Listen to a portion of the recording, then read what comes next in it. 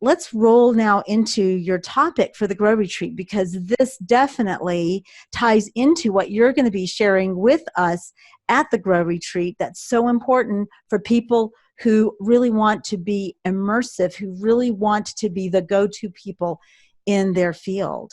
I know. I am so super excited for this topic because the handling of difficult conversations is something that all of us have to do in our businesses, in our day-to-day life.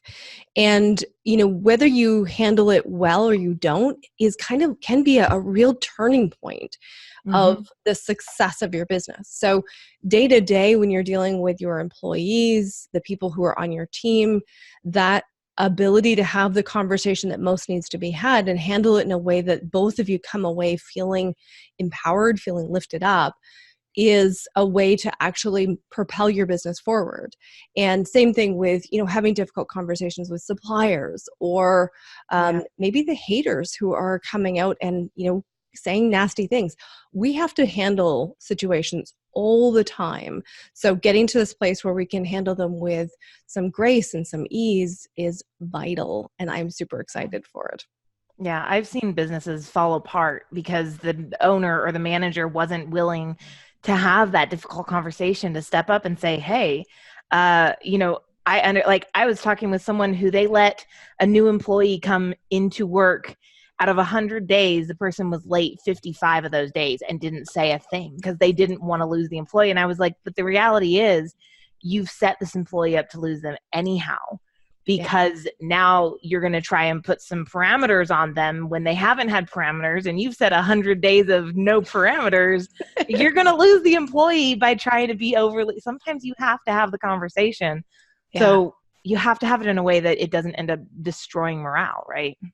Absolutely. And it speaks to just what you said, it's all of that underlying thought process. It's the fears. It's, the crazy talk that we have in our head. I had a client that I've been working with, and she was overpaying two of her employees double what she should have been paying them, and, holding on to them. And then, so finally we worked through all of the pieces that prevented her from having that conversation, and her business has transformed because of it.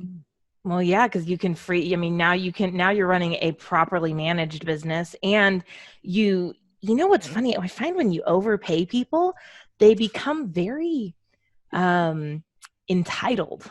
Oh, yes. Yes. Very entitled. Right? And you often get less work out of them. Yes. Because and here's what happens. Interesting, like on a subconscious level, you actually set up a bit of a debt process where you're overpaying them. They know they're being overpaid. They are enjoying the money, but then there's this funky little thing going on that's not talked about. And so it creates a dynamic where they self-sabotage, and they sabotage the business as well. So it's a really funny dynamic, but at the root of it, we have to deal with the person who is having that conversation with the employee. Yeah.